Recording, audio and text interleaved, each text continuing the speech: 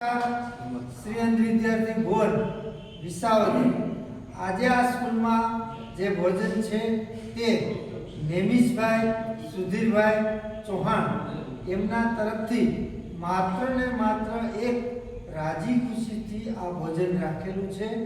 તો આપણે સૌ ઈશ્વરને એવી પ્રાર્થના કરીએ કે નેમિષભાઈ સુધીરભાઈ ચૌહાણનો પરિવાર ઉત્તરોત્તર પ્રગતિ કરે અને સદાને માટે એમનો પરિવાર સુખ શાંતિ અને સમૃદ્ધ રહે, તેમજ એમનું આરોગ્ય સદાને માટે સ્વસ્થ મસ્ત અને તંદુરસ્ત રહે એવી સૌ ઈશ્વરને આપણે વંદના કરીએ।